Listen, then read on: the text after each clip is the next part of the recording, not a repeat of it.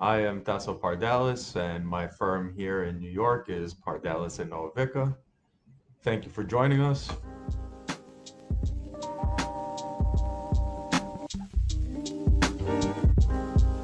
Today, we are going to talk about a topic that a lot of people have been asking about and talking about, and that has been in the news and on our social media nonstop lately. There have been discussions about Derek Chauvin, the 44-year-old Minnesota police officer who was arrested on May 29th and charged with the third-degree murder and manslaughter of George Floyd. By the way, a charge of second-degree murder was added on June 3rd. And as most of you know, 3 officers at the scene of Floyd's detainment were also arrested and charged with aiding and abetting murder. But our topic of discussion today is whether Officer Chauvin could possibly have his trial removed from Hennepin County in Minneapolis, where the killing took place, and moved to another county where Chauvin might have a better shot at getting jurors who are less inflamed because of the distance from the crime. Trial attorneys know that the most important part of a case is attempting to get a judge or a jury who will give you at least a chance of winning the case. So think about this. Imagine, okay, could it be possible that there have been a fair prosecution of the terrorists responsible for the September 11th, 2001 attacks on the World Trade Center in Manhattan? I mean, virtually everyone in the tri-state area was personally impacted on that terrible day, whether through their own experiences or those of their friends or relatives. So even though New York City may have been the most appropriate jurisdiction for a criminal trial and may have contained arguably the most experienced law enforcement personnel available to testify, even with that, constitutional considerations would most likely have militated in favor of a venue transfer. And very much like the climate here for the Floyd murder trial, in the case of the 9/11 tragedies, given the national impact of events, an unbiased jury would have been very difficult to impanel anywhere. But let's talk about a real case that took place in California back in 1991, the Rodney King case. So, the Rodney King case. 4 white LAPD officers were tried for the roadside beating of an unarmed black motorist, Rodney King. The officers' attorneys filed a motion to change the venue because local passions were inflamed. The passions were inflamed by a very graphic video of a really savage beating of Mr. King by the police. The footage had also been picked up by national media and resulted in a media feeding frenzy. The trial court judge in the Rodney King case said, "No way, the case stays here. This was where everything happened, and this is where all the witnesses are. The case stays in Los Angeles." The cops' lawyers appealed, and the appeals court agreed with the police and ruled that a transfer to another county was necessary for the officers to obtain a fair trial. So what happened is exactly what the lawyers for the police wanted. The case was transferred from the ethnically diverse and urban Los Angeles to a comparatively white suburb in Ventura County, California. The officers were tried by a jury that contained no black Americans. Not one, okay? Not one. And guess how the jury came in on the case? The officers were cleared of all charges. For those of you not paying attention to what happened after the jury acquitted the officers, here you go, okay? 45 deaths, $500 million, yes, billion in property damage, and rioting in reaction to the verdict. It was agreed by most that the Los Angeles riots really hammered home the need to better administer change of venue motions in American courts going forward. So let's go to a more recent case, okay? Let's talk about the Boston Marathon bomber case, Dzhokhar Tsarnaev. Dzhokhar and his brother Tamerlan were accused of planting pressure cooker bombs at the Boston Marathon on April 15th, 2013. The case was all over the news, everywhere. The bombings killed 3 people and injured about 300. At the time of the bombings, Dzhokhar was a student at the University of Massachusetts. Following the bombings, on April 18th, MIT police officer Sean Collier was shot and killed in a failed attempt by the brothers to steal the officer's gun. There was a shootout between police and the brothers. Tamerlan was killed. and a Massachusetts Bay Transportation Authority police officer was critically injured in the course of Jokar's escape in an SUV. Jokar was injured but escaped, and a manhunt ensued, with thousands of police searching a 20-block area of Watertown, Mass. On the evening of April 19th, Tsarnaev, seriously wounded, was found, unarmed, hiding in a boat on a trailer in Watertown, just outside of the police perimeter. After the police opened fire on the boat, they arrested him and took him to the hospital. Jokar was charged on April 22nd with using and conspiring to use a weapon of mass destruction resulting in death, and with malicious destruction of property resulting in death. During questioning, Jokar said that the brothers intended next to detonate explosive in Times Square in New York City. Jokar is prosecuted in Boston, and his attorneys make several motions to change the venue out of Massachusetts and to Washington, D.C., without much luck. While a Massachusetts federal district court agreed to a 2-month postponement, it refused to transfer the case to Washington, D.C. because the story had already been covered by national media, and the court opined that potential jurors would have been influenced regardless of where the case was tried. Jokar was convicted on April 8, 2015, and sentenced to death on June 24, 2015. What does Jokar's case tell us? Well, it's an example of how trial courts have arguably become way more cautious in their willingness to grant a change in venue since the days of Rodney King. But it is important to keep in mind that the United States Supreme Court has firmly established that it is constitutionally impermissible for a trial court to make a change of venue entirely unavailable to a criminal defendant. Rather, the defendant must be allowed the opportunity to try and show that a transfer to another venue is warranted under the circumstances of his or her particular case. So guys, back to the George Floyd murder trial. Many defense attorneys agree that successful prosecutions of police officers are very hard to come by. But in this case, the defense will have to overcome a very viral, incriminating video and the crazy pre-trial publicity that this case has received already. Most people expect the defense to try and move the trial out of Hennepin County, where it is venued at the moment. But the question is, where are you going to find an unbiased jury in Minnesota? That is going to be so difficult. Under Minnesota court rules, a criminal case should be tried in the county where the conduct occurred, barring extraordinary circumstances. But the Minnesota rules permit a judge to move a case to another county. The basis for that has to be whether a fair and impartial trial can be had in the county where the conduct occurred, or where pretrial publicity has made it reasonably likely that a fair trial cannot be held, or in the interest of justice. The judge can decide to move a case to any of Minnesota's 87 counties, but not outside of Minnesota in this case. What would be the effect of moving the Floyd case out of Hennepin County? Well, Hennepin County includes Minneapolis, where the charged murder occurred. A transfer of the case from Hennepin to another county will almost certainly result in a jury pool with a lower percentage of Black Americans. Hennepin County, guys, is Minnesota's most populous county and also has the highest percentages of Black American residents. 13% of Hennepin County is Black American. Only one other county in the entire state of Minnesota is over 10% Black American, and 47 counties are below 1% Black American. Wright County, which borders Hennepin County, has only 1.6% Black American population. So, as you can see, a change of venue would significantly reduce the number of Black Americans in the jury pool and would probably very badly undermine public confidence in the ultimate verdict.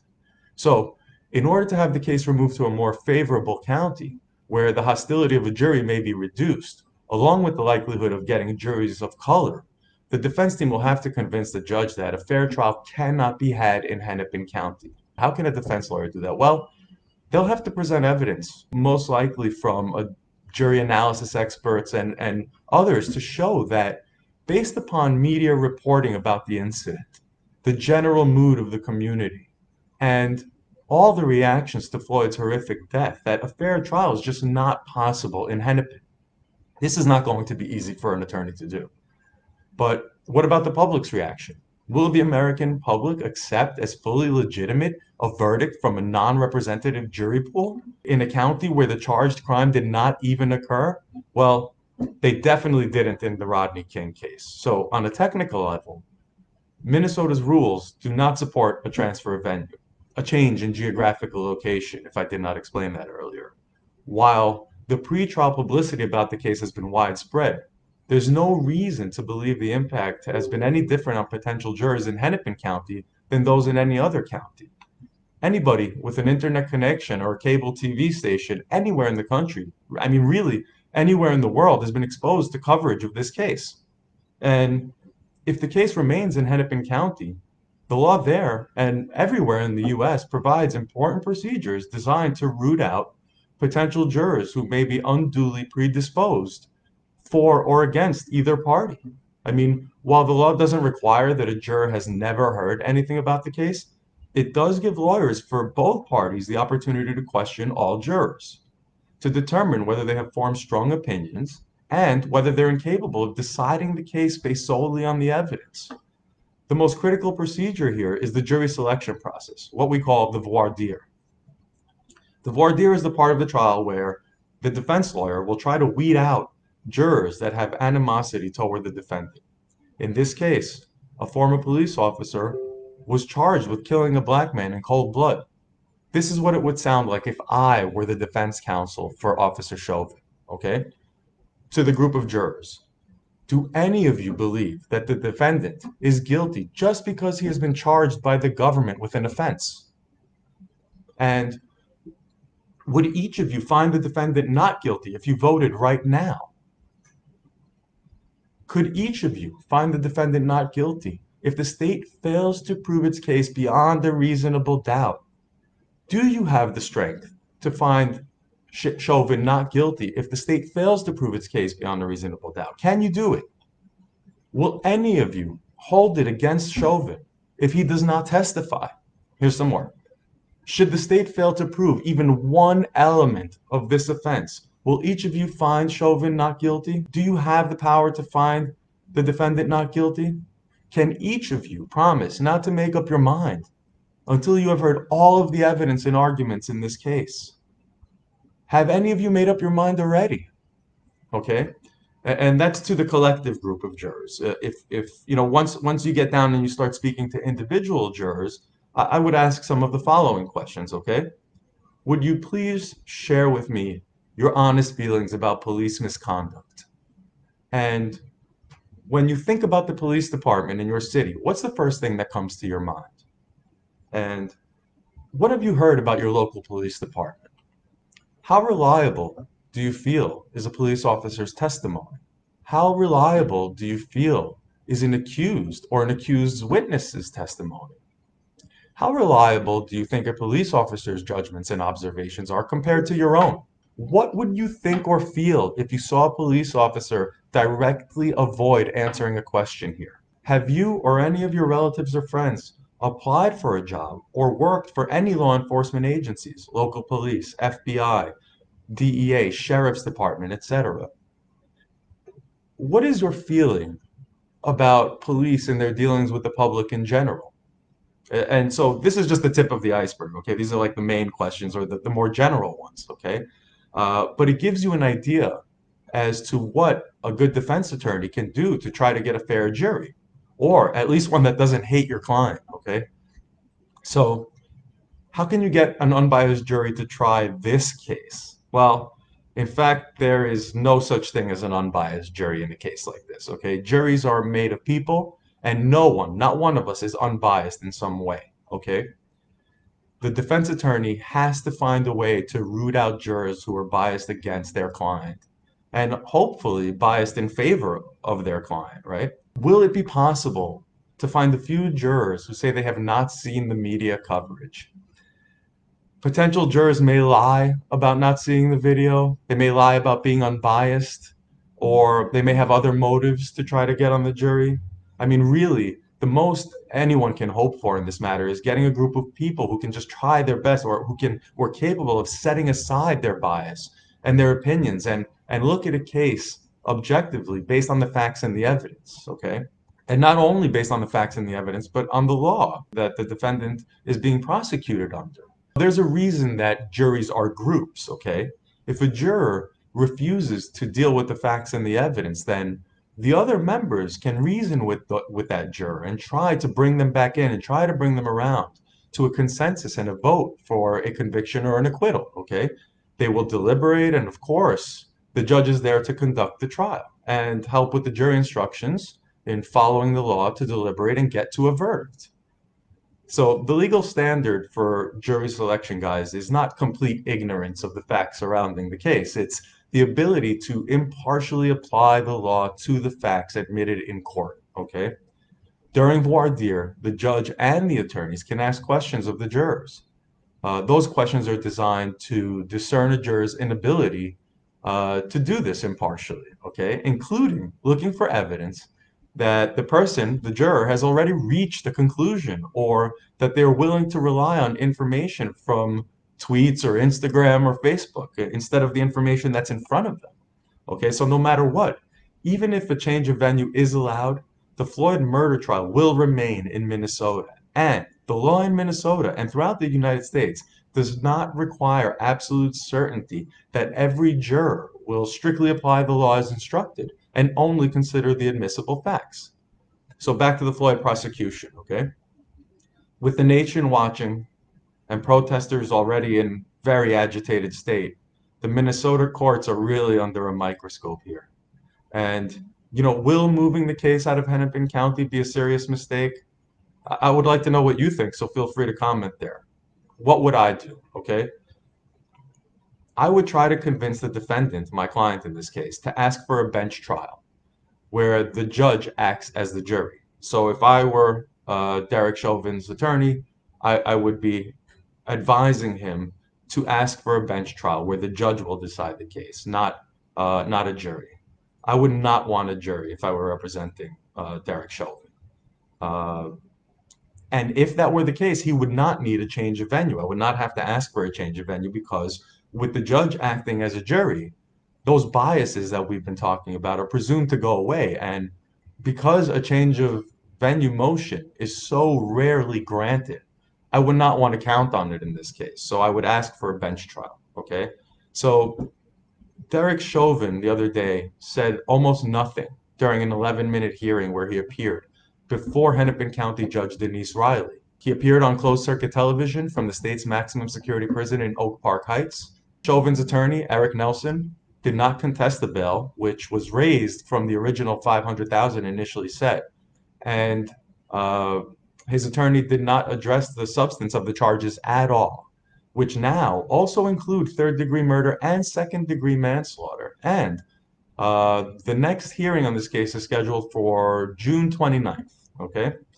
So we'll be following the case and we'll keep you updated. But also, something that a lot of people are not talking about, federal charges are very likely to follow here. And in fact, the Justice Department recently announced that it has opened an investigation and has made this investigation its top priority.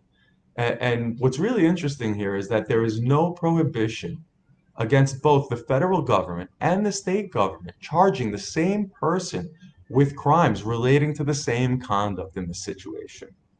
The Supreme Court of the United States just last year decided that this type of dual approach to prosecution, which is often called separate sovereigns, is constitutional.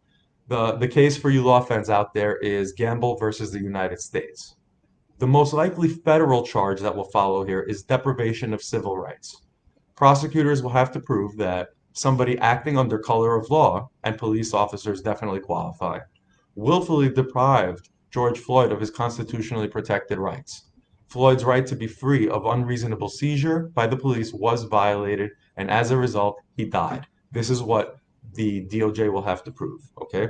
Given the strength of the evidence here, it's pretty likely that the Justice Department will file those charges against Derek Chauvin soon. This is all really, really crazy stuff in crazy times, but let me wrap it up here. The overwhelming response to the viral videotape has led to a quick and powerful public response out there. The demand for justice for George has already triggered political action for criminal justice reform, especially for Black and brown people in America. I'm sure we will all be very happy to not have to endure the events of these past weeks in order to cause change. But change is good and change is needed. And we shouldn't be scared of change. This country has always come out of times like these for the better. So that's it for me. I hope that you guys enjoyed this.